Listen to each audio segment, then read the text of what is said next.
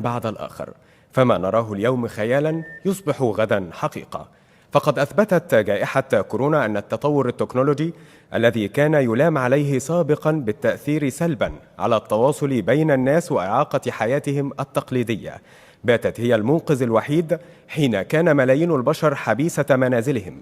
فقدمت التكنولوجيا حلولا عديدة للمساعدة في مواجهة جائحة كورونا عندما انتشر الوباء، وأيضا أثرت على الحد منه سياسيا واقتصاديا وتعليميا واجتماعيا أيضا. ولولا التكنولوجيا لما كان السلاح الأهم في مقاومة الفيروس الشرس وفهم طبيعته ومواجهته وإنتاج لقاحات فعالة في علاجه. ففي العقدين الآخرين قفزت التكنولوجيا قفزات متسارعة، ما أدى إلى ظهور فجوة رقمية وتقدمية ما بين الدول وبعضها البعض. نشاهد الآن فيلما تسجيليا عن التطور التكنولوجي وكيف سرعت وتيرة فيروس كورونا من وتيرته.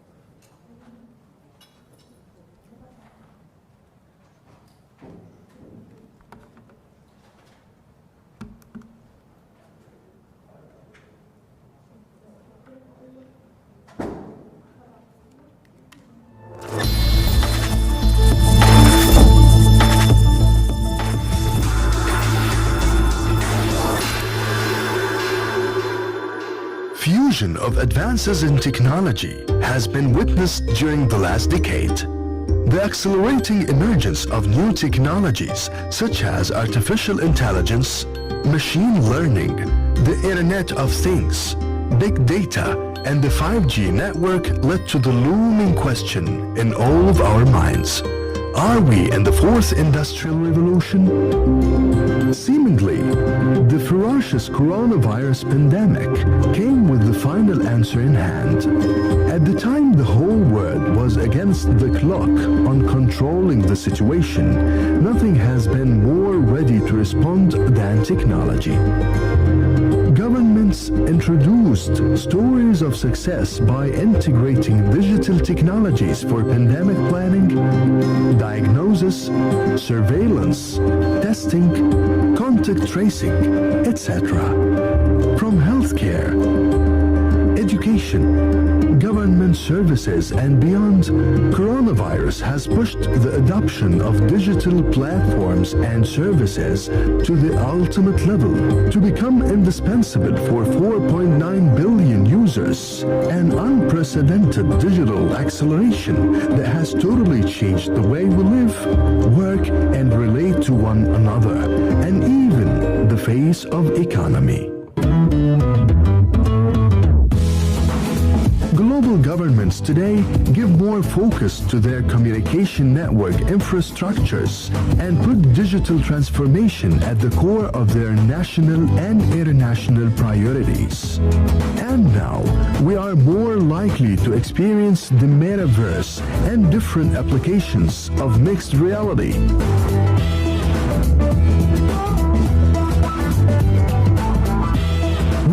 More likely to see technologies that offer enormous opportunities for monitoring climate change, closing gap in access to education and job training, driving social inclusion, and even helping us to forecast any future pandemic.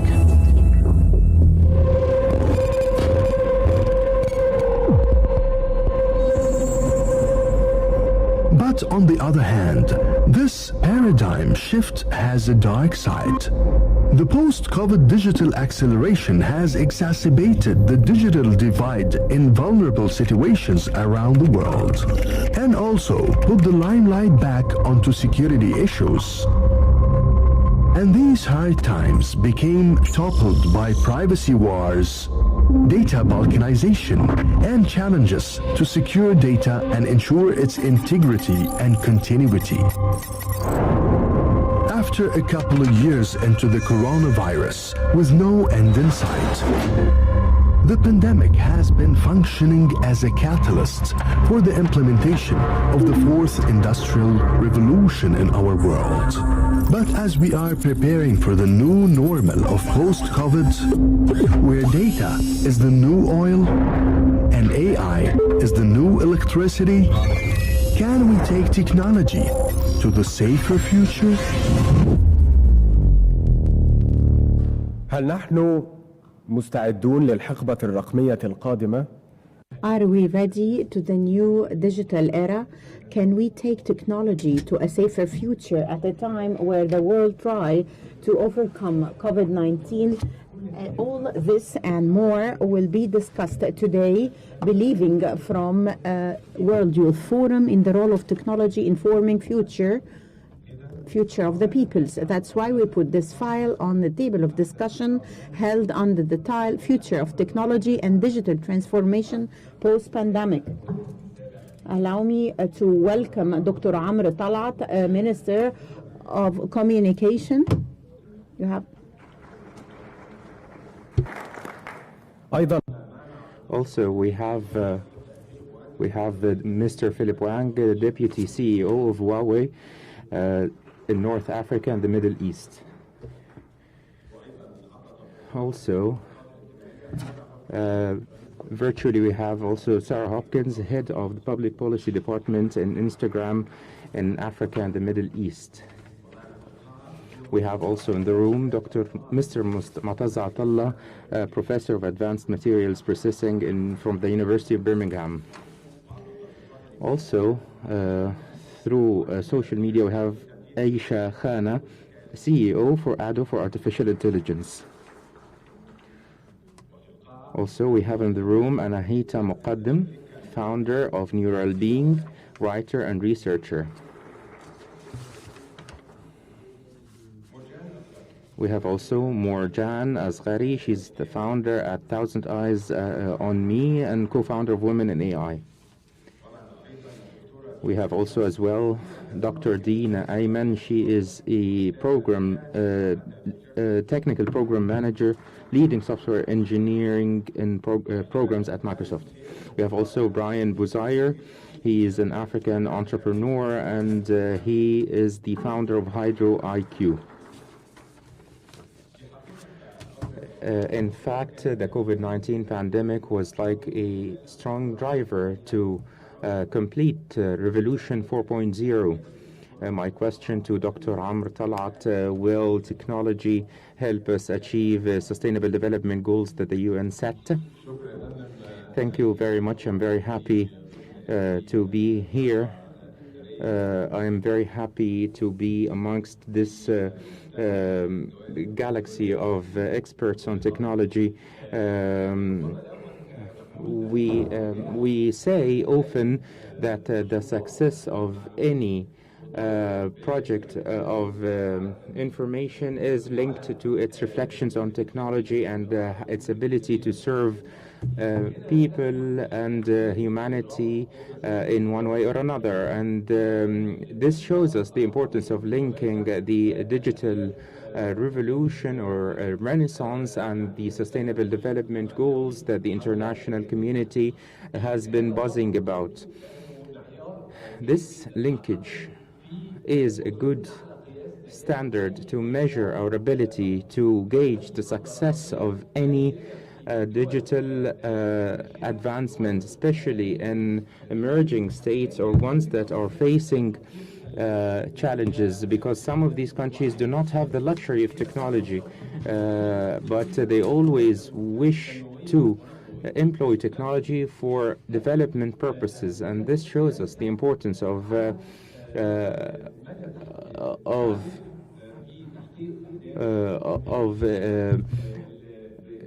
using or to measure its ability to achieve the sustainable development goals. The general goal, in my humble estimation, is to uproot poverty or to eradicate poverty, which is a key endeavor if we want to tackle many issues facing humanity. If we look at the ability of communications and information technology in the current age and in the future, if we look at this, we notice that technology helps us limit our expenditure, to control our consumption, to also reduce waste, and also limit the diseases that sap the financial resources. All of these help us or are connected with poverty eradication. It also is connected to supply chains and filling the production gaps, all to reduce waste. This can only be done if we use ICT properly. If we also now go to, or I do not want to take a lot of time from my colleagues on the panel, if we are to talk about some of the goals or the standards or included in the SDGs, I always start with education, because it is my view that education is the key. Education is the key to renaissance and development. The pandemic, if the pandemic has any silver lining, it is that it accelerated what is called hybrid learning.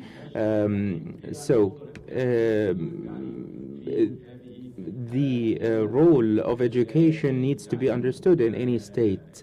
So that it can advance. Maybe now we started with e-learning or distance learning, then we move to hybrid learning, so that we can make the best use of the limited resources that we have at our disposal. This started even before the pandemic, but the pandemic has undoubtedly accelerated our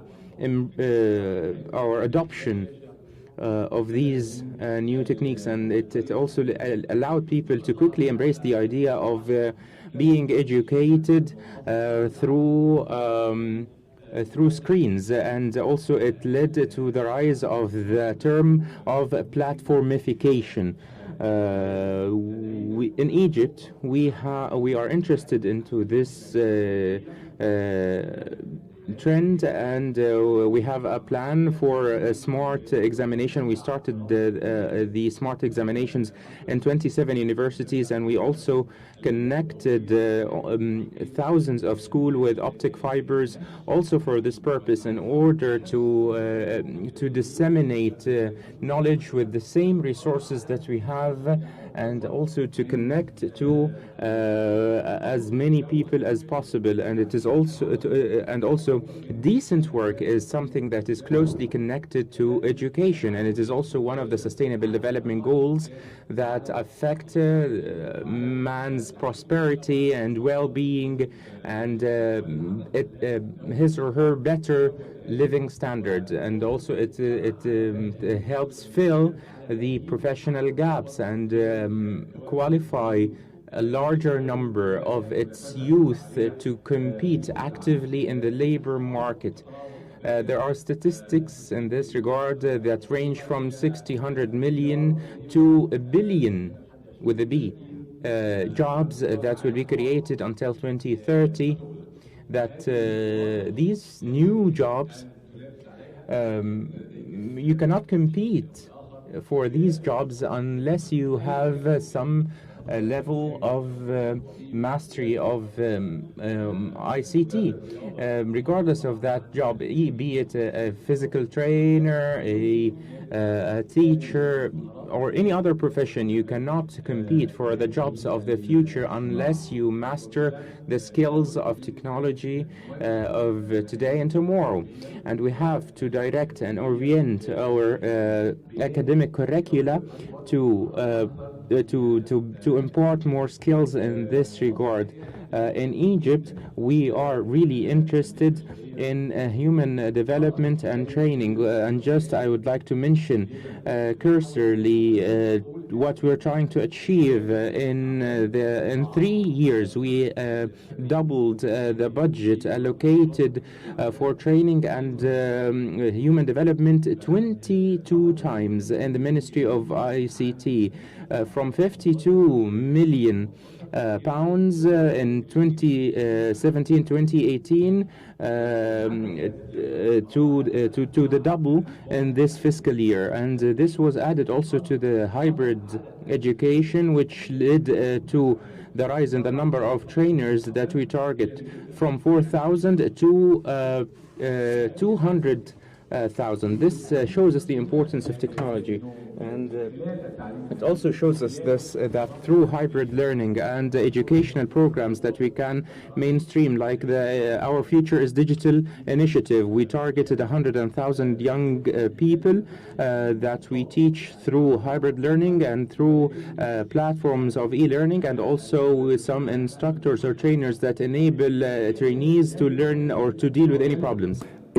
In a nutshell, the outcome is that this initiative cost us $13 million. The youth who were trained in this initiative and joined the labor market as independent freelancers, in 1 year, they exported 130 million digital experts.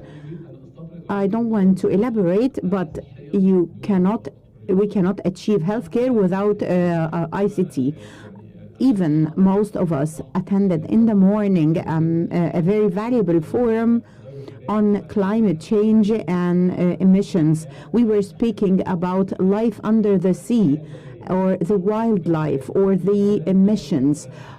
All this cannot be controlled unless we have IoT, AI. Yes, this, Dr. Amr, takes us to a very important thing that you mentioned. There are thousands of jobs that will be created due to technology. And here comes a very important to Dr. Dina Ayman. According to your academic and practical experience, how can we create a generation of youth who is prepared to keep pace with the digital transformation? First of all, I would like to thank His Excellency President Abdel Fattah el-Sisi for this forum. Please, can you put the mic closer? Thank you, Excellency Minister Amrou طلعت, and the attendees and the speakers and those who can see us on the screens. For peace and blessings of Allah be upon all of you. We should raise a new generation that is ready for the technology. First of all, I will start. Researchers state that 53% of the leaders of business leaders see that students are not having sufficient training or education on technology in a younger age at school. And here comes the role of developing educational system and curriculums, and how also to train students and teachers to be prepared and ready, and to know what's in the industry, and to know how to use them, and to be flexible to develop them, as we have seen in COVID-19. We needed to change the way we were learning with. I want them to be flexible, to know how to evolve and develop our technology. But I don't want to create a consuming generation. The children, when they are young, they have tablets, iPhones, and they know how to use the technology, but they are not consuming. I want to create a creative, innovative generation, how to make a research on any information, how to search for it, how to use the technology to find solutions for international problems that will prepare him to financial technology, smart cities, solar power, clean energy, IoT. So I will teach them how to invest their intelligence, because one just small idea can change the world. This could be attained through having to study since a younger age, to study robotics, AI, coding, machine learning, things that would teach him what technology is. Also to have government programs like boot camps that would provide for anyone who need to learn technology and not capable to bear the cost and doesn't know where to go to be supported by the government. Also urging company to partner up with universities and governments to learn from youth experiences, teach them, and to have training in companies. Also showcase of technology in which fields. I have technology starting from mobiles to aircrafts. everything from medical equipment, technology is in banks. So I want to showcase this to the new generation from a younger age, how to use technology in a lot of fields that he could find his passion in, but maybe he hasn't heard about before. The last point, I want to create diverse and inclusive technology as much as possible, including all the people worldwide. It was since a younger age we were used that engineering is not for girls because the dad wants the boy to be like him, the mom wants the girl to be like her, and if a girl so now I have lots of work that was not present in the past. New jobs. I want to create this and raise their awareness that there are lots of fields that were not present before, like web in the past, web development. Yes, technology was a main reason of changing the mindset in all sectors. The idea of there are some jobs that are dominated by men only, and here comes the role of Bojan Asghari. How can we empower women in the field of AI for a safer future? It's an honor to be here. Thank you for inviting me and giving me opportunity to share my experiences with you. So there's a question about, I believe, empowering women in the modern technologies, and especially AI. I would like to say that we don't need to empower women. We actually need to awaken humanity. And women account for 50% of the world's population. If you just think about that, it's amazing. It's a beautiful talent pool that we have, and we have not been able to exploit that enough today. And the previous speaker mentioned it very well, that we need to help women to have that mindset that they go for jobs such as engineering, such as robotics. So this is a world that I believe we all want it, because it is going to not only help women, not only help on the individual level, but also our economies as a whole. Women use, as much as men, all the products that are in the market. So it is obvious that they need to be part of it in building it in all levels, not only the end point of it. So today this is not happening, and the reason is the lack of awareness, and that causes serious issues. We see so many products coming in the market that they are biased. We have seen, for example, programs in recruitment that they are run on the historical data by AI algorithms that they are biased. We have cases of health issues that they have been working less, basically they were working not as good on women, and that they were used and worked on men, because you might be aware of that, but most of the world's data on health comes from the US military, which are mostly white men. So this lack of data and biased data is causing today a lot of issues, and biased products has a lot of damage on companies, on our economies, and on a human level. We are ignoring half of the population, and we are creating intelligent machines with our biases to them. So what is special about AI is it's not only taking our biases as it is actually augmenting our biases, and it can result in very serious issues. What happened during the pandemic and after showed us a very good lesson that previous speaker mentioned it. Women were the first, actually they got hit by loss of jobs. In some industries, they lost up to 60% of their jobs. And this is actually a reminder for us, again, that there should be something. Most of the lower level of the jobs and the workforce are based on service-based jobs, and most of them are occupied by women. And that is actually making women less relevant when crises such as COVID-19 happens. Talking about the AI and modern technologies, specification of these technologies is that they have a shorter advancement and development cycle, and that means that we need to upgrade our skills faster in order to compete with the advancement of these technologies. And we don't have that, especially for women, and the education point is very, very important in that aspect.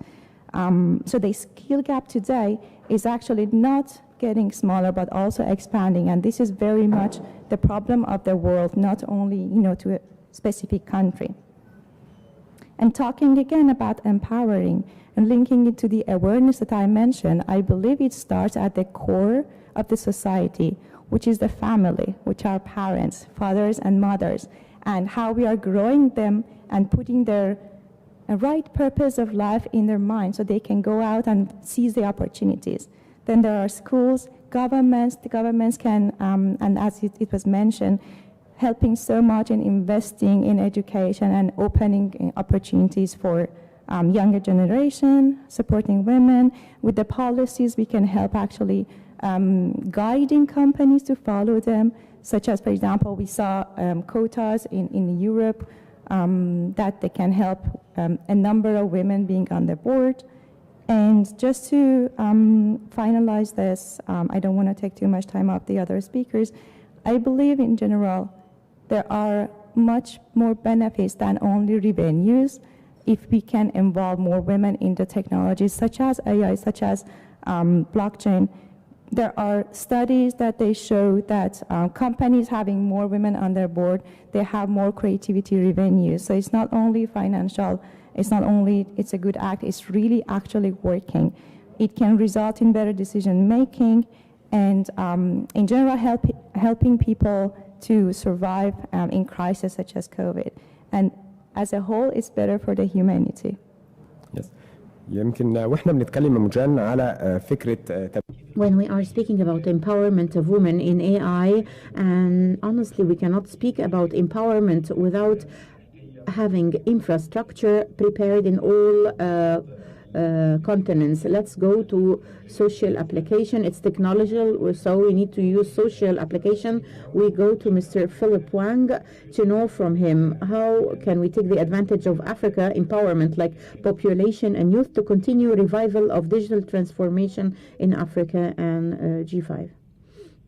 Bonjour tout le monde, vous m'entendez bien? Can you hear me? Yes, okay. Thank you. Thank you very much for the Mr. President. Thank you very much for dear Mr. Minister.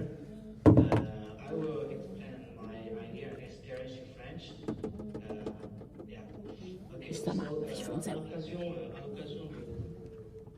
De l'Afrique Digital Economic Forum qui a eu lieu le 2 décembre 2021, un manifeste sur l'économie numérique a été publié à travers des thématiques telles que la stratégie digitale des États africains, le développement de l'infrastructure numérique en Afrique, l'innovation digitale ainsi que la formation des talents, afin de mettre l'économie numérique et la digitalisation au cœur des enjeux de rayonnement de l'Afrique.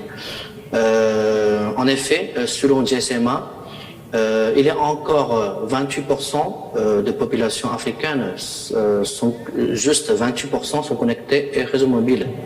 Et il y a encore 19% ne sont pas couverts par quelconque type de réseau. Et il y a 53% de population vit dans des zones couvertes par des réseaux très haut débit, mobiles fixes confondus, mais sans utiliser le potentiel. Ces chiffres soulignent un potentiel important malgré les récentes avancées et mutations positives connaît l'Afrique pendant la pandémie. Le manque d'infrastructures, il reste criant. Mais aujourd'hui, on est très heureux de voir de nombre d'États africains. Le numérique représente une stratégie très importante dans l'ensemble de la stratégie de développement des États.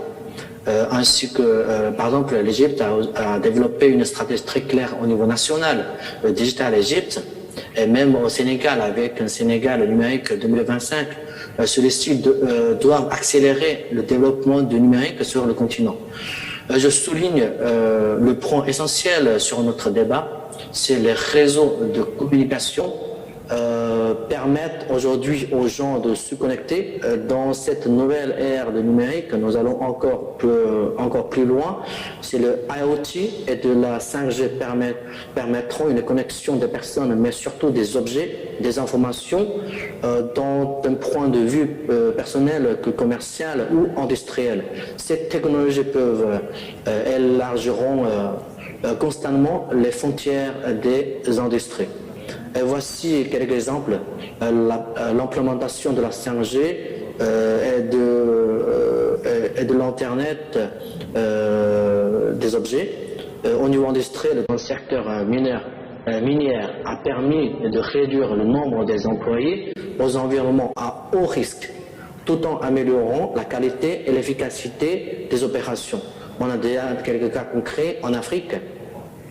Et aussi au niveau de la technologie mobile au débit, au réseau portuaire a permis de l'application du contrôle à distance des grunes dans les ports, améliorant l'efficacité et la sécurité opérationnelle. Et il y a certains cas très concrets, c'est en train de se passer en Afrique. Donc la maîtrise de la technologie, ça existe en Afrique déjà, dans différentes industries verticales. L'application de la technologie IoT s'est également rapidement intégrée dans le domaine de la consommation, de la production et des smart cities, avec la santé, le relevé de compte à distance, ou encore les lampadaires intelligents, etc. En Afrique, l'application de IoT et de la 5G reste encore en phase préliminaire. Mais déjà, il existe de très bons exemples d'utilisation de IoT en Égypte, par exemple. Le projet à Port Saïd, où il est possible de communiquer en temps réel avec les hôpitaux pour prendre en charge les patients par les ambulances, disponibilité des lits des hôpitaux, l'état de patients pour qu'ils puissent préparer un meilleur traitement. Et ceci permet de raccourcir le temps de prise en charge des patients et de désengorger les urgences. Donc tous ces cas-là, ça montre qu'en Afrique, déjà, on a une bonne maîtrise de la technologie réalisée dans différentes industries. Et en plus, avec le développement des réseaux numériques et des nouvelles technologies en Afrique, le continent devient plus attractif pour les entreprises techniques internationales comme le nôtre, et aussi pour les autres, et aussi les fonds des investissements qui participent du fait du développement d'une économie numérique en Afrique. Je note ainsi que les États africains accordent de plus en plus attention au rôle des technologies TIC dans le développement de leur économie. C'est pourquoi ils mettent en place des politiques dédiées pour soutenir le secteur. Je suis convaincu que l'écosystème numérique en Afrique va continuer à accélérer à travers un soutien toujours plus important avec notre engagement. Merci bien. كل الامثله والتطبيقات اللي حضرتك ذكرتها دي بتؤكد ان في وجود بنى تحتيه يعني مهيئه للتطور التكنولوجي الموجود، ويمكن معانا نموذج رائد من رواد انا جواها اصلا. Brian Bosser, who managed through his experience to benefit from Corona. Brian, can you tell us your experience, how you benefited from COVID, especially in Internet of Things?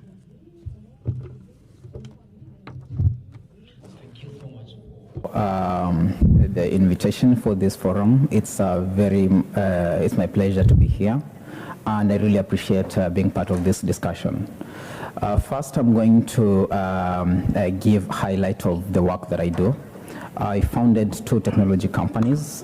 One is called Ujuzi Kilimo, which is Swahili, that means smart farming. And the other is Hydro IQ in the water space. And our core technology that we leverage is Internet of Things and data analytics.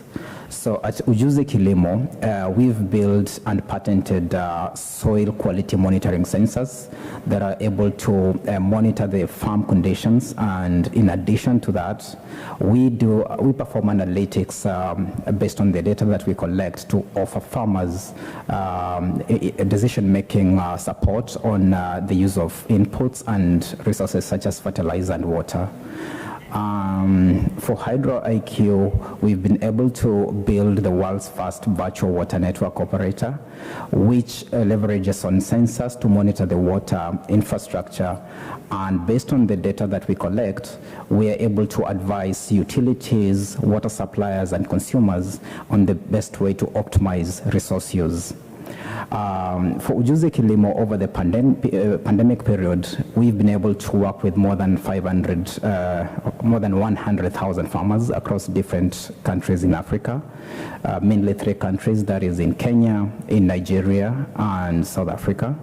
And for Hydro IQ, recently we are expanding into Central America, where we'll be collaborating with one of the biggest companies to develop a smart city.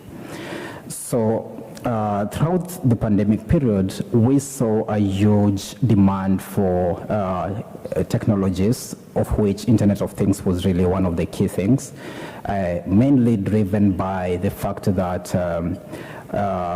at that moment, most people were forced to work remotely and virtually. And one of the key things that Internet of Things then could enable organizations and businesses to do is to monitor their assets, monitor their resources, and most importantly, get the real-time data they need to power the decision-making that they had to do from their offices or from their homes. But we faced quite a number of challenges. And I'll take the opportunity to highlight 3 main challenges that we had to deal with over the pandemic. برايم، عاوزين نعرف التحديات اللي قابلت. We want to know that, Prime, we want to know the challenges that Africa's youth faced. You said that you dealt with 100,000 farmers. What are the challenges that youth face in Africa to create application, or even the companies who are dealing and using technologies based on Internet of Things? Thank you so much for that question. So the very first challenge is around lack of adequate core infrastructure to support the Internet of Things technology. And by that I mean, for example, across the continent, we only have 22% of the continent covered with connectivity, internet connectivity, which means that most of the critical areas that require our technology, for example, lack access to internet and issues around power. So infrastructure is really one of the biggest challenges in scaling our solution and also launching or deploying our technologies in different regions. The second big challenge is really around lack of technological background for most of our potential customers or businesses, and also the consumers. So there has to be a lot of consumer training in order for them to start adopting these technologies. And in most cases during the pandemic, I'll say that most businesses were caught unawares because they did not have the internal capacity to manage IoT networks, for example, to deal with sensors for data collection. And because we're dealing with hardware and heavy equipment, for example, it means that it takes longer for most of these organizations, consumers, and businesses to adopt the IoT solutions that we offered. The third issue is really around the cost that has to be incurred in deployment, maintenance, and even operating the IoT solutions.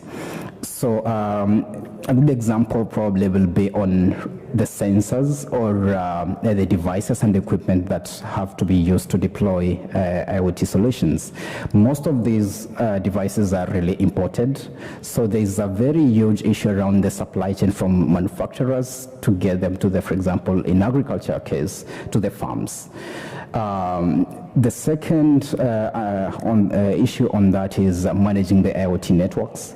So at the moment, we are talking about 5G networks, but lots of areas in Africa still do not even have 2G coverage. So it becomes really difficult to deploy 5G sensors in remote areas. And if you have to do that, you have to import the skill set, which also drives up the cost of deployment of these solutions in most parts of Africa.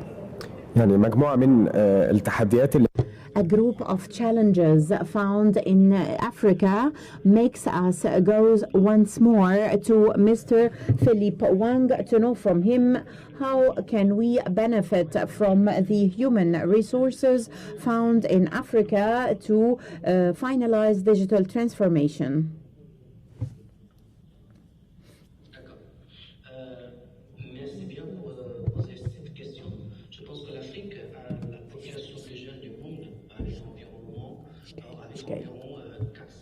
ما فيش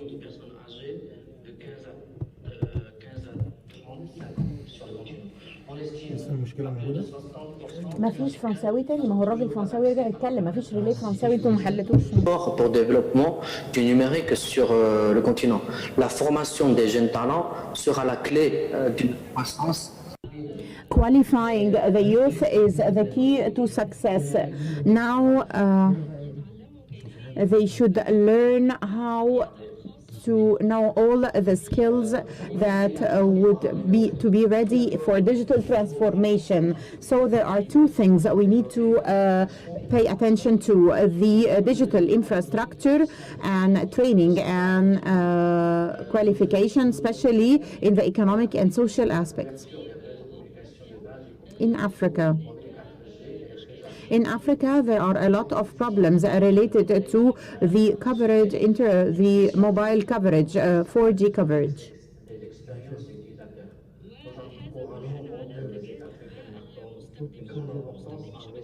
And this is actually, we can know from the experiences of the internet users. So we need to invest in the internet and in the speeding up the connectivity and communication.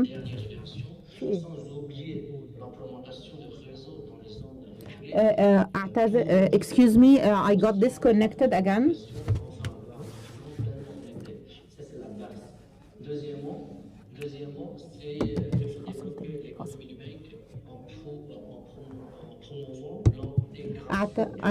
Sorry, الصوت اتقطع تاني. Numérisation du secteur public comme du secteur privé en appliquant les nouvelles technologies éthiques telles que le cloud, intelligence artificielle, IoT, quand nous avons mentionné, et le paiement mobile par exemple. Et il faut mettre le numérique au service de l'industrialisation du continent. Comme ça, vous avez la base, vous avez l'environnement pour absorber les jeunes talents. Pour le troisième, on va bien former. Parce que, on a indiqué dans notre continent, en Afrique, il est nécessaire de concentrer sur la politique de formation pour les jeunes, en donnant la priorité à l'enseignement des compétences liées aux nouvelles technologies. C'est capital. Celui-ci peuvent être initiés et financés par les secteurs privés engagés en Afrique. Par exemple, le groupe Huawei, on a investi plusieurs centaines de millions de dollars à travers le programme inédit comme Six for the Future. ICT Academy bénéficie à plus de 1,5 million de personnes dans 150 pays, dont déjà dans notre région, l'Afrique du Nord, on a déjà bénéficié 41 millions de personnes. Rien que dans notre région. Toutes ces formations sont gratuites. En Égypte, nous proposons des formations professionnelles à nos clients et partenaires depuis 2000, à former plus de 5000 ingénieurs en total. dans le cadre initiative Young Empowerment prônée par le président Abdel Fattah al-Sisi, Huawei a lancé en Égypte en 2019 le projet ITB, it means ICT Talent Bank. Jusqu'à présent, ce projet a mis en place 72 Huawei ICT Academy en Égypte. On signe les MOU avec les universités proposant des formations de technologies de pointe telles que intelligence artificielle, le big data, le cloud computing, les réseaux mobiles et les sécurités des réseaux. Il a formé plus de 15 000 jeunes étudiants universitaires en Égypte. Parmi eux, plus de 5 000 étudiants ont reçu une certification à l'issue de leur formation. Grâce à notre سيد فيليب، يمكن البرامج الخاصة بالتدريبات المهنية اللي حضرتك ذكرتها on continue de promouvoir l'emploi des jeunes. Voilà.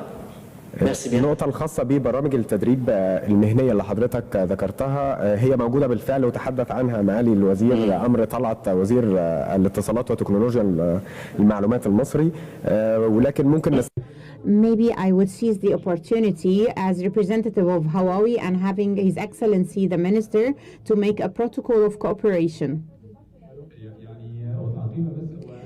To comment, Huawei, we made this program for 10,000 trainees in 1 year, but I'm saying this is one from more than 25 training initiative.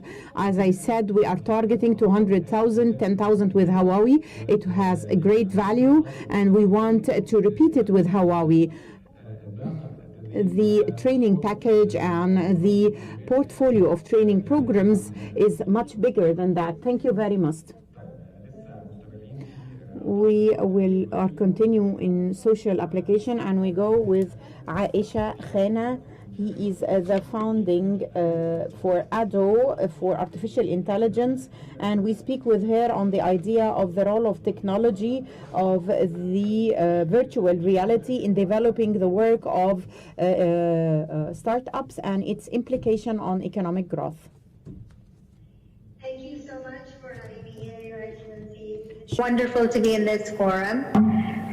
Virtual reality has really taken on a lot of importance in the last couple of months because Facebook has relaunched itself as Meta, Microsoft is investing money in it, Apple is investing money in it, and then of course the government of Shanghai has actually put it in part of its 5-year development plan. So how can virtual reality really help the economy? According to PwC, virtual reality and augmented reality have the potential to boost GDP globally by $1.5 trillion. Now, virtual reality can be used in 3 or 4 important ways by our youth globally. Number 1, for talent development and training, both in terms of accessibility but also better training. And I'm so glad to hear the emphasis of education throughout this panel. For example, if you take healthcare, many times a doctor is in a situation where he or she will encounter the patient in a situation that they are really, it's a crisis mode. One virtual reality training institute was able to put medical students through these unexpected crisis situations, and they realized that when they faced it later in real life, it made them far less stressed. Or even in healthcare, if you're sitting with a patient and instead of the doctor being behind a computer, constantly looking at his or her notes, imagine that he is wearing augmented reality glasses and is able to see all the patient's bio in his glasses automatically while talking to the patient. So it not only helps in training, it makes our talent more empathetic, more customer-centric. Now, secondly, it helps in innovation. We know that product design which has a core competency of both software, hardware, but also problem solving. Takes a very long time to do. But with virtual reality, you can design something in the virtual reality world in silico and take your design process from weeks and months to days. This is in combination with a number of other technologies such as artificial intelligence as well. But it is unprecedented. The speed at which innovation is happening, it is really vital that our youth know product development much faster than they are doing now. And then, of course, you go to productivity. So I've talked about education, innovation or speed of innovation, and then there's productivity. Whether you are doing crisis management, preparation, or addressing a crisis, it could be fire hazard, it could be a security issue. You can have your law enforcement individuals wearing augmented reality and going and dealing with the situation in a way which is far more competent and fast than if they did not have the additional layer of information in front of their eyes. It's the same thing in warehouses where people are, or logistics, when people are working on transporting goods and supply chains, and its disruption during the pandemic has been such a wake-up call for everyone. And so what we see is a lot of smart cities are now investing in not only augmented reality, but then we move on to this idea of virtual universes. And that's when we come to the metaverse, where it's not only that people are using virtual reality for training or product design, but they're completely immersed in the metaverse. And in this, there is also a lot of opportunity for the youth. It's a new kind of digital economy. And we see it starting with fashion and retail and entertainment brands, where people are coming up and designing everything from artwork to fashion to whole new customer experiences, where very big brands are now setting up stores in the metaverse. That's another huge opportunity for an entrepreneurial young person. Now, these things are not possible without educating them from the start. And so I believe that the virtual reality really presents itself as an entirely new income stream for young people, but also a way to make them far more productive and innovative in the economy.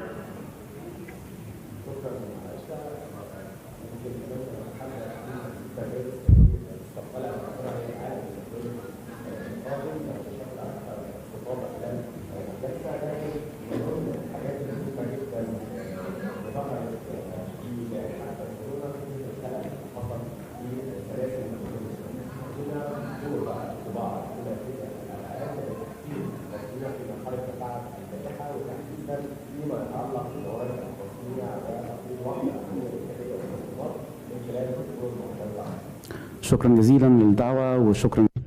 Thank you for the invitation, and I'm happy to be with you in Sharm el-Sheikh. The 3D printing is a technology, a kind of technology. It's the part of Industry 4.0. Technology depends on producing parts from successive layers, starting from the computer file that describes the shape of a product in a 3D form, and currently we can produce shapes from plastic, from metal, and some medical parts using this technology. The technology expressed the design for manufacturability to the idea for design for functionality to improve the use of the product. The idea of having everything with successive layers instead of depending on equipment like the traditional way of manufacturing, this gives us opportunity to produce shapes to reduce the scrap. Also, it can improve the mechanical characteristics of the product. We can also let go of what we call the dies and norms. That takes a lot of time in preparing those shapes. It has a lot of environmental benefit compared to traditional manufacturing process. Before Corona, engineering manufacturing relied on efficiency. I don't mind to manufacture a car in Egypt and the body of the car would be manufactured in car, the engine in Poland and the electric parts in China. But with the what happened in the value chain during Corona, we care about resilience or agility of people are using this.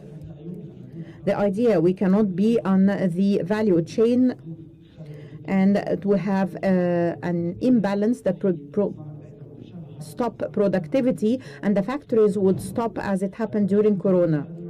We saw that the whole world faced a deficit in the medical parts, the masks, and a lack of ventilators. At the beginning of the device, this was the bottleneck. Will we have a ventilator if someone caught the COVID? That's why the countries, including UK, requested the automotive companies and home appliances to redevelop their productivity line to reproduce ventilators and medical equipment in short time, which we call adaptive or configurable manufacture, to be able to reform the production line to produce a different product in a short period. In addition to that, the 3D printing appeared with a lot of big number of volunteers who printed the face visor. Someone printed the masks. Some youth in Italy printed some connectors to serve 5 patients from the ventilator instead of serving one at a time, especially in the lack of medical supplies at that time. This was very useful.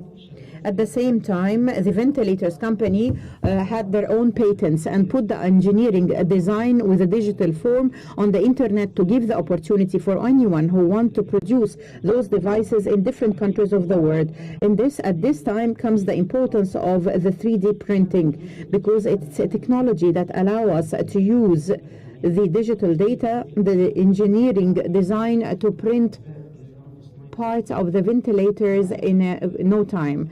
Normally, companies will produce 2,000, 3,000 ventilators a year, which is a figure that does not require to use this and norms, but to have mass production. That's why a technology like 3D printing to a great extent speeded up the production of such equipment, and at the same time they saved the world at a time that was extremely difficult.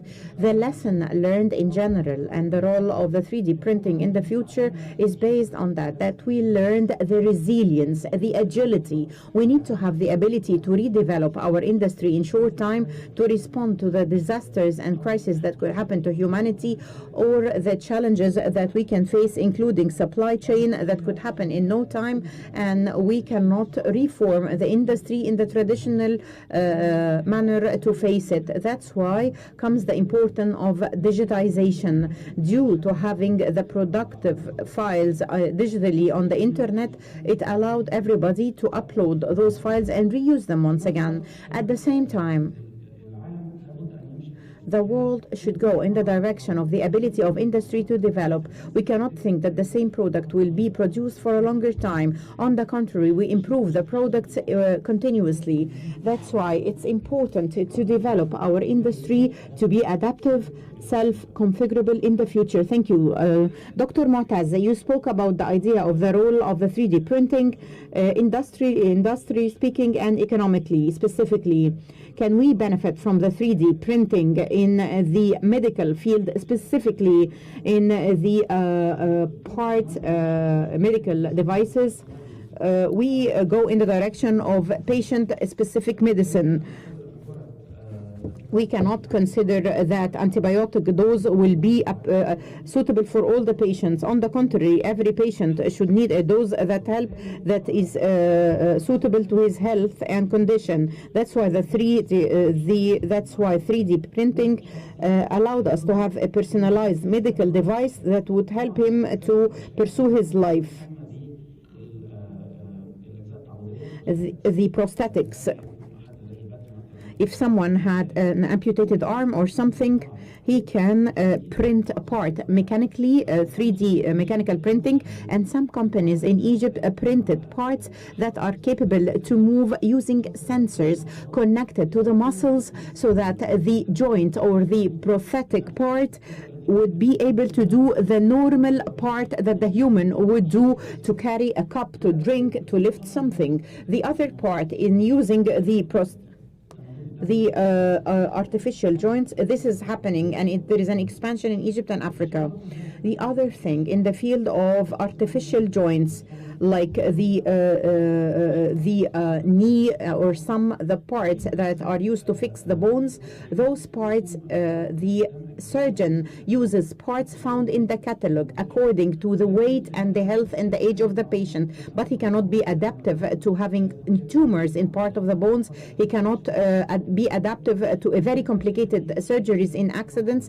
That's why comes the importance of the 3D printing that takes a digital route, starting from the use of medical data, the MRI or CT scan, and transforming it to a 3D form to design an artificial joint made specifically for this patient to improve his life in the future. And this is one of the PhD thesis of one of the researchers. This question is, using a technology that is expensive as 3D printing is a good thing? Yes, if you ask me today about the difference between buying a joint manufactured traditionally or buying a joint done as a 3D printing, the 3D printing joint, the cost could be much higher than the artificial joint. But what happened in the UK is that using the printed joints was done by calculating life cycle cost. So I can give the patient 5 additional years from his life that he will be able to do his work in a healthy manner. So if we calculated the 5 years that he carry out his job in a healthy manner, we will see the impact on the economics. Maybe he could pay more dollars now, but in the future it will have a very positive implication on the economy. Thank you, Dr. Mu'taz. And we spoke about the role of technology on the reality and how it managed to develop a group of things. But as we said at the beginning, what we see from technological advancement started at a time as imagination, and this imagination changes to a reality that we live. And Aisha Khana spoke about the metaverse. I'll go back to Dr. Dr. Dina, and I will ask her, what are we expecting from metaverse in the fields like education and social and mathematical activities? Thank you, Ahmed. Let me define the metaverse and then tell you what is expected in the metaverse. Metaverse is integration between the reality to a virtual reality, using the augmented reality and the virtual reality. This is specifically after COVID-19. E-learning is the purpose of all government. Now with the metaverse, I can have a ranking universities. All the people worldwide could go to the universities while they are staying at home. So this will contribute to reduce the travel of students to far countries, and it will reduce all the expenses. And if we speak about expenses, it will reduce a lot of expenses. Even the building that to teach the students in, I will not need it, because they will be all learning at the metaverse from home. From the social activity, like in COVID now, we need to collect and connect the people worldwide.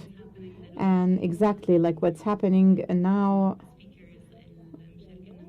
with the speakers who are joining us from everywhere in the world. This will help me to carry out social activity, to gather people who are not present in the same place physically, to be sitting together and to feel that they are gathered and they can carry out activities together, to meet in a coffee shop, to go a movie theater together. And this will make them to carry a lot of activities while they are not present physically in the place. Sports. We have some apps that makes the people learn and play using virtual reality. It's already existing, but will expand. The most important that I can benefit from this by making a person who is disabled, who is not able to practice a specific sport, to be able with his disability to practice this sport in the virtual world. We want to welcome with the Minister of Youth and Sport from Bahrain, Mr. Ayman Tawfiq. Maybe one of the most important applications in technology, or the commonly used application now, is Instagram. We go to Tara Hopkin to know from her the experience of Instagram and what will Instagram offer in the metaverse specifically.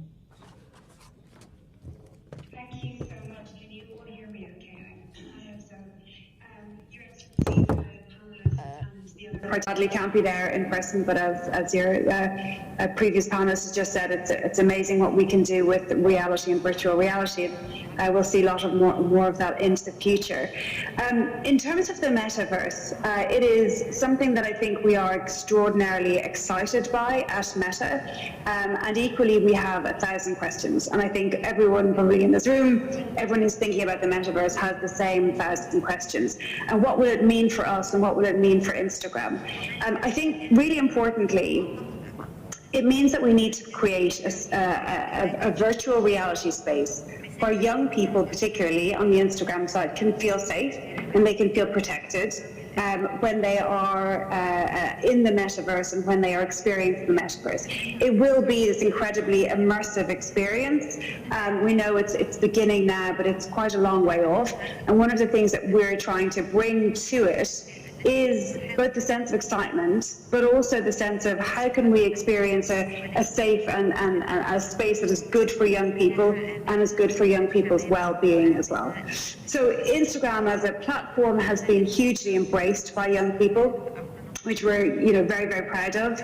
Teens are using Instagram to connect to their communities, to connect to a global community, to bring issues like sustainability and climate change into the forum and to use their voices to do that. And we want to continue to be able to do that through the metaverse. And I think Instagram has got a huge role to play in that. But I think importantly, what we think about now is how can you do that safely and how can you do that when young people want to be protected? So I'll speak just for a few moments about how we think about youth safety and youth well-being on Instagram. As we know, Instagram is, and social media can be this extraordinary place, but it's also a place where we have to be very careful that young people feel safe, that they are protected from bullying, from harassment, from unwanted contact, that young people value their privacy hugely, and they want to control their experiences on social media.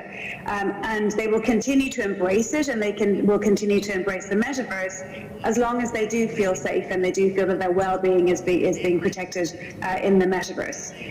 We know we have a huge responsibility in that space, and we work with young people. We have youth consultations. We're constantly speaking to young people and hearing from them of what their experiences have been. I think one of the things that we are really proud of is how we've built some of our products directly because of how young people have been using our platforms. An example of that is around an anti-bullying tool we have, which is called Restrict, which we did because we spoke to young people, and young people said to us, we don't necessarily want to be blocked, or we don't want to block a bully on Instagram. What we want to be able to do is restrict that bully, but keep some of that control for ourselves. And so we have created products directly because of what we've heard from young people.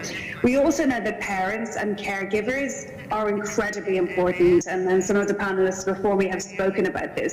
So teachers, parents and caregivers have a huge role to play here, and we feel it's our responsibility to help parents and caregivers understand our platforms, understand Instagram, understand Meta, and help them start to understand the concepts of the metaverse. And so we've launched tools and features to better educate. We're about to launch a revised parents guide in Egypt and in the region in the next few weeks, which is really, really important. And we're also creating a parental supervision or parental controls function on Instagram to allow parents, caregivers and young people to sit down together and really think about the kind of experience that they want to have on social media, and to kind of create those rules, those guardrails together, so to protect their privacy, to keep them safe, but also to allow them to have this immersive, incredibly exciting experience on social media. So they're just some of the things that we're thinking about when we're looking into the metaverse. شكرا تارا. بس بالتأكيد زي ما في إيجابيات يعني هيكون في Thank you, Tara. Since there are positive things, I think there are negative things, and this makes us go to Anita Al-Muqaddam to know from her whether the use of metaverse will increase the social introversy or what? Thank you for having me. I'm going to be perhaps less excited and positive, even though I do see tremendous value in the metaverse and in what you were talking about with 3D printing and so much in regards to AI. But I think ultimately it depends on how we use the metaverse, so the motivation of the user. And also the motivation of the creators of the metaverse.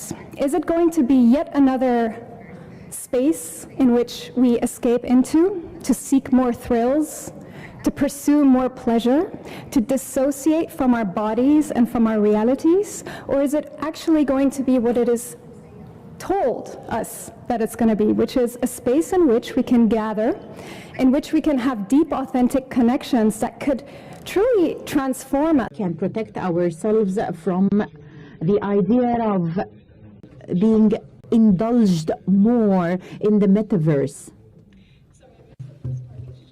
الجزء الأول هل قررت السؤال؟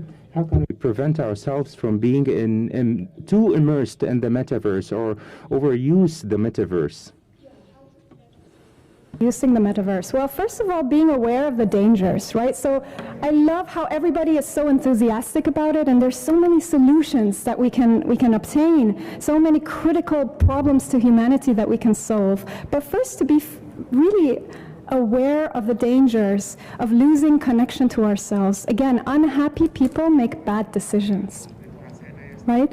So I think that, again, having curricula in schools in which children learn how to, first of all, not just dissociate from themselves, because it's evolutionarily we're wired to avoid pain, right? We're naturally seeking to move away from discomfort and pain. So having educational curricula where children learn to sit with their feelings, to not be ashamed of or not be afraid of their feelings, to be able to regulate their attention. And I'm going to get to the critical role of attention in my next part. So I would say that curriculums, and there is one actually that's already developed by Emory University together with the Dalai Lama actually.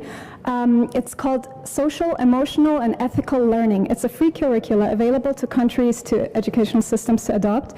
And you can perhaps be pioneering in the region by really stressing the importance and empowering young kids to really go through this training program so that they become the designers and the creators of technologies, but they're not disconnected from themselves and the immense resources that they have within them already.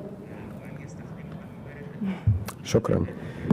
مجان أنيتا اتكلمت على فكرة إن Anita spoke about the idea that the metaverse and the future is going to control things like happiness, satisfaction, and for that reason they will be inclined to spend more time on this new world, the metaverse. But we'd like to know from you, AI, is AI able to manipulate people's emotions and making them captives to the unreal world?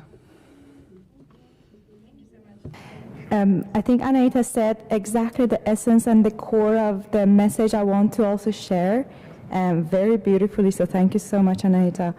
In the case of AI, I think it's exactly similar, the same thing.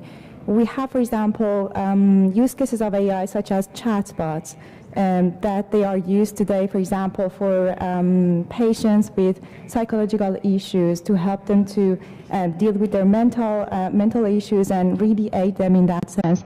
And then on the other side of it, there had been usages of chatbots which resulted in, for example, teenagers falling in love and going through emotional traumas and even suicidal behaviors. So this is also on this a little bit darker side of it, or like the effects of not really thinking how we're not asking the right question, why we have that and what is the purpose of the technologies. I'm going to give a couple of other examples too of AI. For example, in Japan, this very strong interest in companion robots and companion technology in general, but specifically robots, that there are increasing and expanding actually the inappropriate behavior that exists already in humans elsewhere, but replicating it and augmenting that too. Maybe very usual and daily applications of it is actually your phone's map application, that you want to go from point A to B, and then because you start trusting this application so much, which is based, for example, on some AI routing recommendation system, you stop trusting yourself. And in some cases, even though the application is taking you to the wrong road, you still go there because you start to give too much importance to the AI, to that application, without really connecting to yourself and your own knowledge. The example of social media actually is very interesting, because the essence of social media existence was actually to connect humans, connecting us and hacking the distance that is between us, which was a beautiful message, beautiful solution. But it started to slowly disconnect us. And by saying disconnection, I mean disconnecting from our essence of who we are as humans. And we have this body, and this body is made, with meat and with, all the biology that exists in us, and we need that human connection. That's our essence, that's the nature. So we have become the product ourselves, slowly over time, by using these technologies. And in a sense, we can say we have become slaves of our technologies, not because of bad intentions, because these applications and products, they were built with good intentions. And that's actually the trap which is so easy to fall into it, because it's a very interesting solution to a core problems that we had. The more humans look for meaning and purpose outside of themselves, the more they feel lonely, and the more they look for wrong solutions. And that's exactly what you said, Anahita. And the more we do that, we are actually, by doing that, trying to find solutions to our emotional and spiritual holes, to feel them. And this is the wrong, actually, way of looking at technologies to solve our problem. Technology is not to replace humans, but to augment us and make us better humans. So when we get disconnected, when we get ungrounded from our roots, we lose a life purpose, and we turn into actually tools ourselves. And we become slaves to our own inventions. So I'm just going to quickly talk maybe about a few things that it can happen. For example, we have speakers from Instagram. I believe actually one of the things that it can help us, for example, in social media, to be able to use them as very beneficial tools, is to have the control, to give back the control to the users, so they can choose when they want to unplug, what they want to see, and work a lot on those feedback loops that actually they are, for example, built into the AI. Why am I seeing that content? How can I actually not see that content? And this is a very important question to have it. and then break those wrong feedback loops so we don't get stuck in the bubble, a virtual fake bubble, that we keep seeing the same thing without knowing anything else about the external world happening somewhere else. We need to also work on ethical frameworks, like global ethical frameworks, which is a very hard thing, and that's why we haven't managed to have that yet. But there are really good works happening with the European Commission, I know, that have come up with the Trustworthy AI framework. We also have RCEP, which is actually working on frameworks for IoT, 5G, and they come up with a lot of regulations and recommendations how we can use these technologies. Companies, for example, I know Accenture is one of the pioneers of creating AI frameworks and principles to follow, AI ethical frameworks. And all of these are helping us to know how we can... يعني مجان النقطة دي تحديدا. This point in particular will actually take us to Aisha Khana to listen from her, because she's the founder and the CEO of ADO. Because she can tell us about the legal framework and the ethical framework for the use of smart systems and AI systems that are responsible. So let's go to Aisha Khana. This is a very important question, which is how do you design any technology, whether it's artificial intelligence or IoT or 3D printing or the metaverse, in a balanced manner. So you don't want to have an emotional reaction, you want to have a system of governance. And that's something that in Singapore, the government works very, systematically towards. Now there are a couple of things to keep in mind. The first is that the artificial intelligence should be fair and not be biased. And there are many ways that it can be biased. One of the ways we saw in California was that the judge had an AI assistant that was recommending who could be given parole or not. And they discovered that the AI was consistently rejecting parole of African American men. And this is because of the history of injustice and history of bias that was already baked into the data that was feeding the algorithm. Now, this problem, there are real solutions to this. There are metrics, such as fairness metrics. My co-founder actually did his PhD in how to reduce bias in AI algorithms. And then there is also processes and data governance and monitoring and inspection analysis. So that's one thing that you have to keep in any ethical framework is bias. Another thing is, of course, safety. This is incredibly important when you come to anything that can seriously harm a human being. So if it's a self-driving car, for example, in Singapore especially, we keep trying to look and globally for protocols that have really tested these cars before the AI-driven cars are released into any environment where even a single person could be killed because the AI is still learning. So in that sense, you need a lot of simulated, unexpected, random scenarios that are faced, and these companies should face extreme scrutiny, like the European Commission says, because there is a risk to people's lives. Then there is another thing. Is it even possible, ethically, that as you take jobs away from people because of automation, and it does happen, as AI comes, people find that their jobs have been automated and they become disheartened. And that's where the government has to come in. And you make sure that the digital divide does not increase.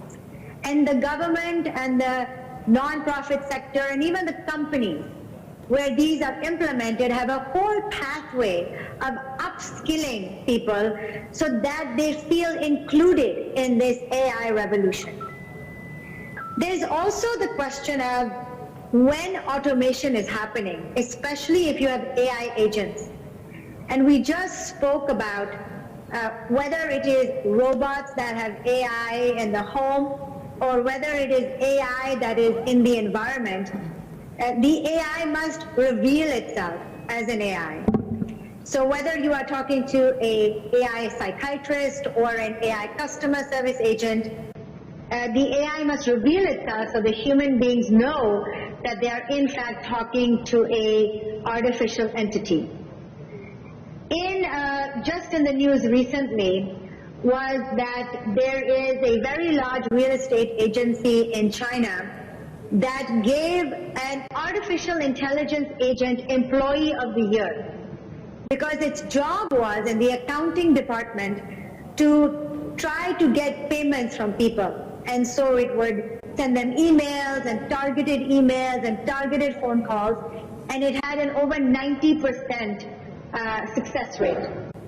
Now, we live in an environment, we are going to, whether we like it or not, we are going to live in an environment where AI is going to be our colleagues, they are going to be maybe our friends, they are going to be avatars in the metaverse, and we have to have a governance framework for this. Now, the last one that I want to talk about is digital justice. This is a new area, which is what happens when you are a victim by people in a digital environment, or you're a victim of an AI. You're a victim of a bot, you're a victim of, and you could be a victim in many ways. You could have been scammed, you could have been hurt. There has to be a recourse. The recourse is a pathway that the government sets up. When you have a complaint against a company that owns an AI and that has done you any harm, there should be public knowledge on where to go, who to call, and the judicial system must make it very clear what the repercussions are of this, and how can normal citizens like me, what am I supposed to do about that? So there's an education element, not only for our young lawyers who are studying, but also across the whole country and global environment. Now, the European Commission was mentioned. I'm a big fan of the European Commission, both in terms of the rules that they put in for data privacy, which have now been adopted everywhere from Asia to several states in the United States, to the fact that now they're looking at artificial intelligence as a risk-based system. So they're fundamentally recognizing that where there is a lot of good, there is also risk. And in this, they have a three-tier system of high risk, medium risk, and low risk. High risk is something that can really affect your well-being or is a danger to someone, such as facial recognition systems that are being used to stop you from entering your home or from entering a country, for example. Only governments should really be using these. And then there are others, such as if you should get a loan for your house or for your business, or even insurance for your elderly grandparents or your parents. If AI is making these decisions, first of all, this has to be governed, audited, or at least there should be a regulatory framework. And secondly, it should be more explainable, and companies should make an effort to explain how AI came up with this. And third, of course, you have low risk, such as if you are being recommended a book or a magazine. So these are less regulated. And I think what we'll see is that across the world, with thought leadership from countries such as Egypt and European countries and Singapore and South America, we will see an emergence of an ethical framework for AI that will bring out the best in these technologies. Because all the technologies we spoke of today have immense potential to do well, reduce poverty, eradicate disease, help us connect to each other. But when we have not an emotional reaction, but if we have a governance framework, then we are able to address and mitigate the risks in a very systematic manner. شكرا عائشة. يمكن في Thank you very much, Aisha. There are many questions that were posed on data protection and protection of privacy, and we will also talk about that with one of the biggest companies and we will talk to Tara Hopkins, the policy director in Instagram, and we would like to know from her the role of social media platforms and how they can protect young people on the internet. So much richness in this conversation and so many questions, I have to say. Look, this is something that we think about day in, day out, is that balance between helping young people particularly, and that's what this forum is all about, helping young people to connect and make empowering and enriching their lives through social media, through Instagram and through Meta, with balancing their safety, balancing their well-being, and really importantly, balancing their privacy. I think these are the four things that we're constantly thinking about. It's how do you enrich and empower? How do you provide an equitable society where everyone is able to have the benefits of social media and the internet and in the future the metaverse, while making sure that we're protecting particularly younger or vulnerable users of these services and giving them privacy. So there's kind of three elements there. The way we think about it is through 5 ways. So we look at the policies that we have, and we have very, very detailed policies of what you can and cannot share, and what you can and cannot do on our services. And when people break these rules, they will have action taken against them, whether that is losing the account or giving people a second chance to change their behaviours. The second thing is about partnerships, and this is incredibly important.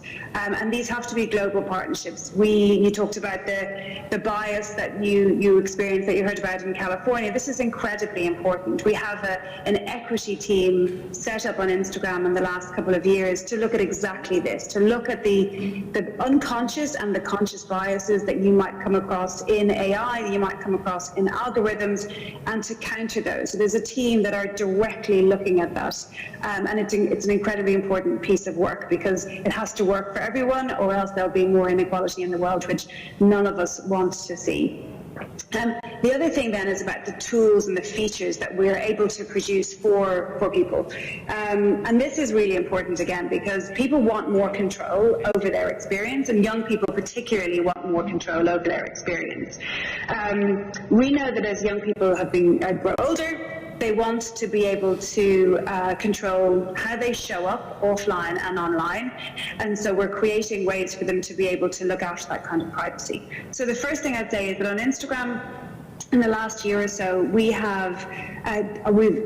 established that all young people coming to Instagram under the age of 16 have a private by default account on Instagram. And this is really important, because again, we spoke to young people, we asked them about it, and historically they would have had a public account. But our research showed that they appreciated this private experience so much that during the testing of a private versus a public account on Instagram, that 8 out of 10 young people accepted the privacy by default settings on sign-up. So I think that's important, that we're moving towards a world where young people want to be in this space. Yes, sorry. نعم عائشة. Dr. Aisha spoke about misleading people or misinformation on social media. What methodology do you adopt to face fake news on Instagram?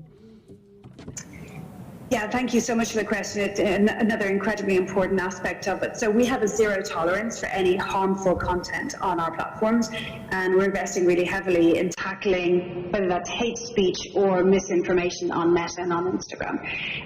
I'll talk about this in the context of COVID and the pandemic, because I think that's what really, we really saw this and felt this, I think, over the last couple of years. So since the beginning of the pandemic, we have been able to remove 20 million instances of COVID-19 or vaccine misinformation from Meta. And we've been displaying warnings on more than 190 million pieces of COVID-19 related content that we have third-party fact-checkers looking at and rating as either false or negative. Because I think one of the most important things is both finding and removing this kind of content, and this is back to AI, which is incredibly important in doing this at scale. There are hundreds of millions, if not billions, of people using social media. So training the artificial intelligence to find and remove this kind of content at scale and fast is incredibly important, and I think Meta has become world leading in doing this over the last couple of years. But the other thing that's incredibly important is how to counter rumors, and that the way you counter rumors around misinformation, whether that's COVID misinformation or any other misinformation, is by connecting our users, connecting people to credible sources. And that's what we've been doing over the last couple of years, and a lot of other social media platforms have been doing it as well.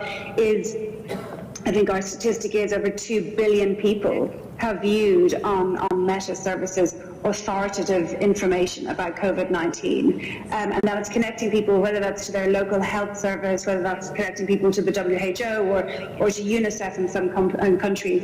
It's making sure that people are able to find credible and authoritative and reliable information when they might be being bombarded with misinformation. So they're the two things we're doing, is finding and removing and building AI to do this at scale. While also using our platforms for good in terms of connecting people to that authoritative and reliable information. But look, it's an ongoing and sometimes a highly adversarial space, and then improving over time and evolving over time, and understanding it is something that we're really focused on. شكرا تارا هوبكنز، وبنرحب بدكتور كيفن فراي الرئيس التنفيذي لمبادرة الأمم المتحدة. Dr. Kevin, at the beginning of the session, we were speaking about the use of technology during COVID-19 speeded up the use of technology and effected a change. We want to define digital poverty that appeared more during the COVID-19 in the post-pandemic world. It's great to be here. I lead a global partnership. We just heard about partnerships called Generation Unlimited, which has a mission to reach 1.8 billion young people around the world and connect them with opportunities. Opportunities for employment, for entrepreneurship, for skilling and training. But what we know and what we learn and what sits at the base of everything we do is that to enable young people like that, they must be connected to the internet. So what is digital poverty? At its most kind of simple definition, it's access to the internet, but also having the skills then, once you have access, to be able to use it safely and effectively. I have a couple of statistics here that I think will make a very kind of paint a stark picture, but a realistic picture of what we're looking at globally when we talk about digital poverty. So 2.2 billion, and that's almost 2/3 of all children and young people under the age of 25. So 65% do not have internet access at home. And that's according to a report issued by UNICEF and the International Telecommunications Union just last year. And when we talk about those 2.2 billion people who are not connected, so who are they, where are they? I think the statistics get even worse. So what you'll find out is that in low-income countries, only 6% of children and youth have connection to the internet. And to just give a comparison, 87% of children and youth in high-income countries are connected to the internet. And I think, we had a natural experiment. It's not theoretical anymore when we say what happens when children are not connected to the internet. At the height of the pandemic, 1.6 billion young people were out of school, and many of them who were not connected to the internet were not learning. Some schools are just opening again. We heard just recently Uganda, one of the longest lockdowns globally, has just opened their schools. That's a country where very many people are not connected to the internet. So we have to address digital poverty. If we want to talk about empowering youth with skills and jobs of the future, they need to have access to the internet, because at the end of an internet connection is opportunity. Opportunity for world-class learning, opportunity for entrepreneurial ventures, opportunity to access job tech and get jobs. So fundamentally, if we want to address the bigger picture of what we're talking about at this forum, we have to put digital poverty at the center of that discussion. شكرا دكتور. وحابب Thank you so much, Doctor. I would like to say in the last round, we will listen to Dr. Mu'tazza Atallah and Mr. Philip Wang, and we will close with His Excellency Ambassador Amrou طلعت, Minister of Communication. I'll go quickly to Dr. Mu'tazza Atallah, and from your experience, how I can settle the 3D printing in the developing countries. I'm going to start with what the minister mentioned, which is education. To offer any new technology, we must invest in education. And education is not just university education, but as well technical and vocational. And while I'm in UK, Egypt is witnessing huge leaps.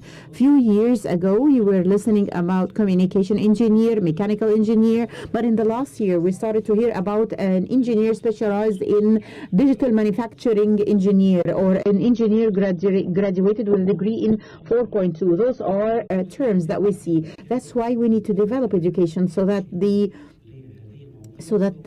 it will be able to include such topics, so that you will have a degree in education and a 3D printing to have. We can see it in hospitals, in the dentist, at the dentist. The question is, will the 3D printing overcome the traditional manufacturing?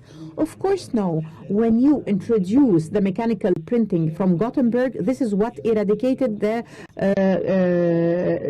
it opened a new manufacturing, which is the modern printing. Another thing, in the developing country, they depend mostly on old equipment, and those equipment, we call it a legacy.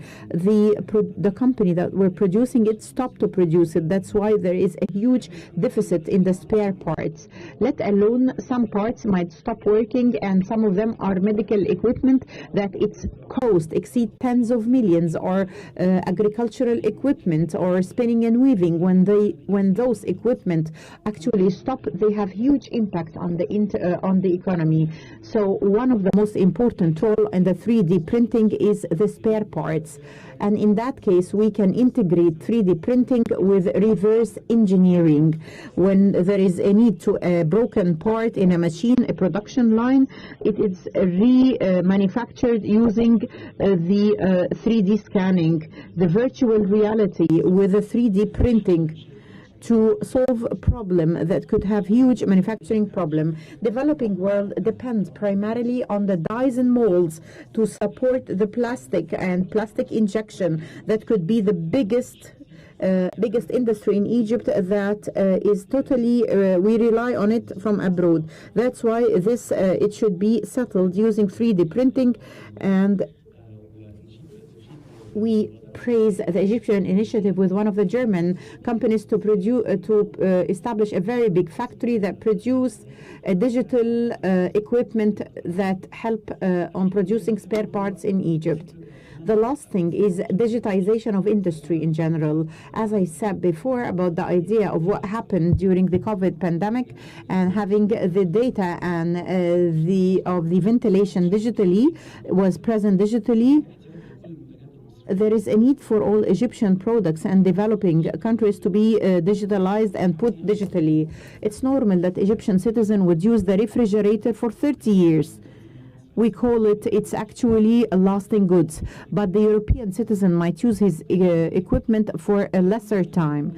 We cannot request producing companies to put spare parts and special parts for quite a long time, but maybe we can request them, and maybe we can put the production files of those devices on the internet, so that when the citizen needs a drawer, a broken part, to request it digitally from the internet. So we overcome our need for stocking and provide just-in-time production. We don't have a stock. We we get it just when we need it. All those things is very important for the settlement of the 3D printing in the developing countries. But we start with education. Ahmed, I would like to add something. When we speak about education, I would like that every country would have statistics with the numbers in work, to clarify the numbers that are present in all the sectors of the society, especially technology. It's the main factor based on any and if there is an imbalance, I can see it, and of course there will be problem in the number of women. I would like to develop this in the education sectors. In order for this to happen, we need to have digitalization and digital transformation. And this will make me go to Flip Wang, Vice CEO for Huawei in Africa and the Middle East, to know from him how we can benefit from a huge company like Huawei to help Africa digitally.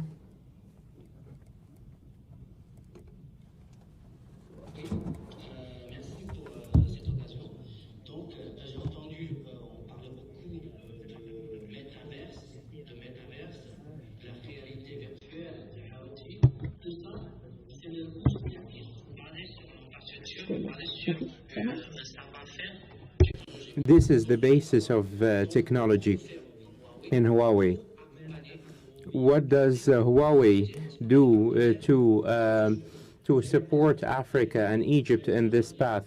There are 4 points that I need to talk about. First, skills at the international level. Huawei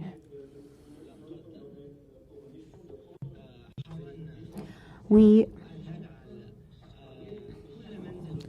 tried to make every house and every place in the world be connected to the internet and the AI. With the help of more than 100,000 researchers in Huawei, and with investments estimated by from 15 to 20, estimated by $20 billion invested every year in this field to offer solutions and competitive services and solutions. In Huawei, we declare our commitment with the digital transformation in Africa. The second point is our philosophy in Africa and for Africa. From more than 20 years in more than 50 African countries, Huawei stands beside the customers and shares its experience in the digital transformation in many fields with great openness.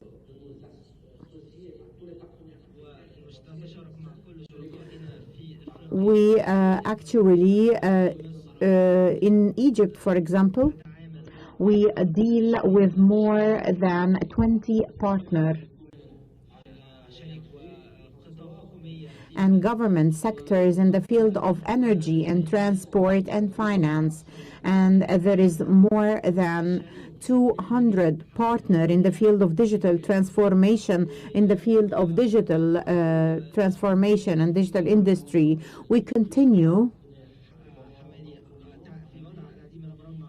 to develop lots of programs with more than 2,400 partners in Africa to help them to move toward digital transformation. The third point is very important in the field of environmental sustainability, in the field of carbon. There are around a lot of countries in the world are committed to use the green energy, and we invest a lot of money in this field. In the year 2021, Huawei concluded an agreement on the Red Sea with the Kingdom of Saudi Arabia, estimated by 400 million kilowatt per hour. This is the biggest project ever in the field of green energy. And the last point I would like to tackle, which is training the parents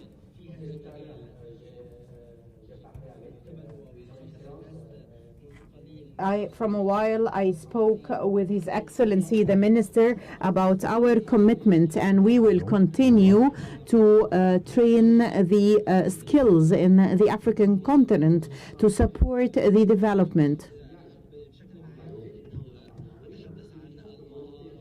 So it's very important to speak about the skills and the will and the capacity building, and the third, and also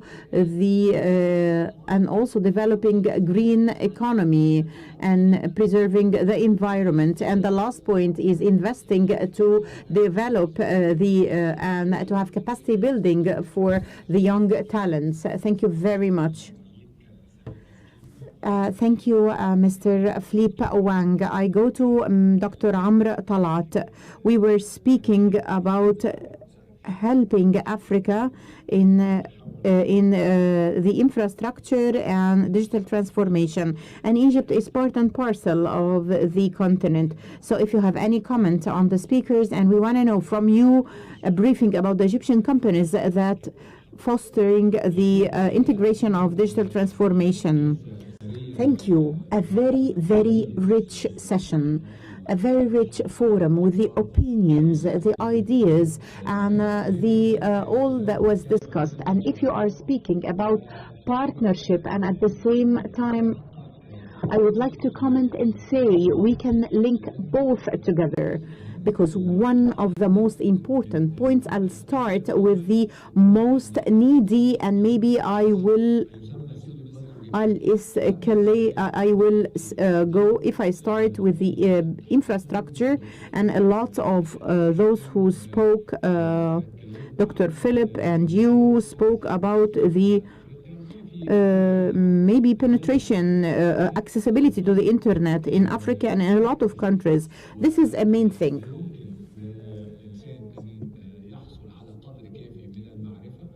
A person cannot get training, knowledge, job opportunity, and to have access to the world without having and to be able to access the internet. Countries' efforts should collaborate in this regard. Egypt proposed HARD project.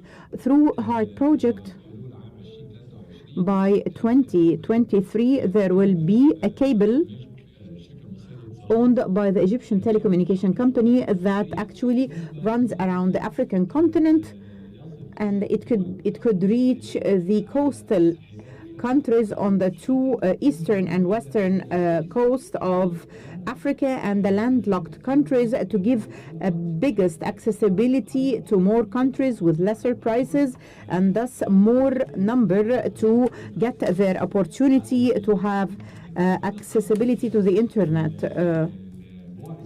I'll move to the other dimension from what was discussed, the morals of the internet, behavior on the internet, specifically with the increase of dependence on the AI and the algorithm of AI. Unless there is a balanced number from different ethnicities and peoples to be used to build the algorithm of AI, those algorithms will be biased to certain countries and nations more than the other, and this forms great injustice to the people who are deprived from uploading their data on those algorithms. Egypt, within the umbrella of this partnership, is leading a group in the African Union and a group in the United Nations to represent Africa in the morals of AI, and so that the African peoples will have a just share in the data and data that feed the algorithm of AI. And then I move to protection over the internet. We all depend by a way or another on the social media in all walks of our life, be it following the news, communicating with friends, whether spreading news and discussing them. This is something that should be actually joined with an ethical system that prevents the users of the internet from bullying, from harassment, from attack, from stalkers, from bad thoughts, from trespassing personal limits and privacy, because if you are speaking about huge amount of data and using of such data, that should be accompanied with an ethical line, and using such data would not actually trespass the protection of the privacy of the individual who is using his data, who is using, either we use it in a collective manner, in a certain manner, so that we can maximize its benefit. And in the movie that you presented, it's a national resource like water and petrol, but it should be actually protected so that we will benefit from the data and at the same time protect the owner of this data. And this is vitally important. This is a human right, by the way. Yes, this is an authentic right, and the important grows, and the impact grows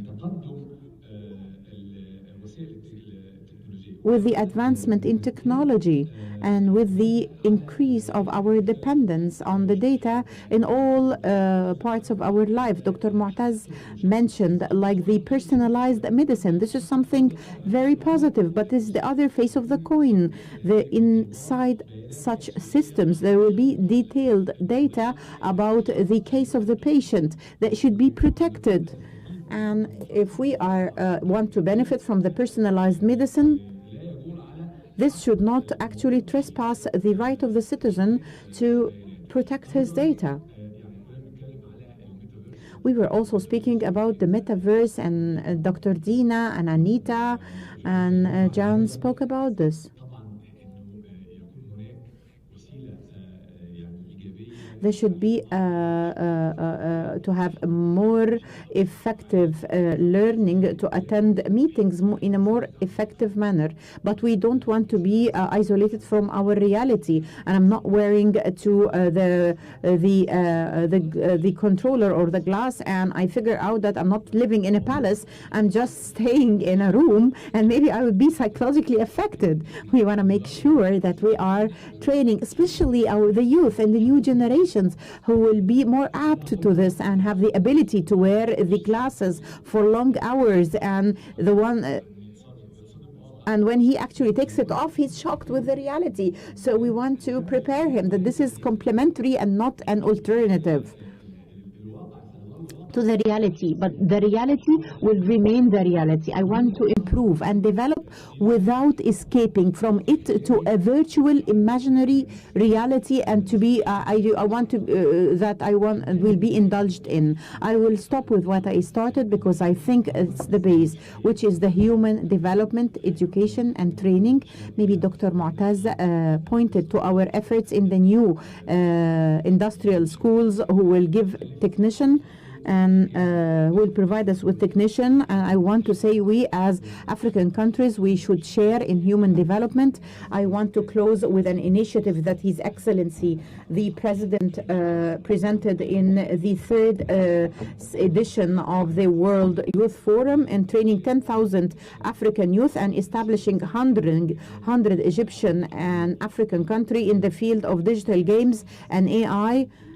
And in the last 3 years, we made a platform to train 10,000 Egyptian and African youth, and they were trained. We already established 100 Egyptian and African company, and this is a role model for a fruitful cooperation between the countries of the African continent. Thank you, Dr. Amr طلعت, Minister of Communication. I would like also to extend my thanks to the speakers, whether inside or those who are joining us through Zoom or social media. At the end, I want to confirm that in all fields and with a speedy pace, digital technology goes with a fast pace. It is a train that you cannot catch unless you have a real will and effort from the nations, so that we wouldn't be outside the future. Thank you very much. Goodbye.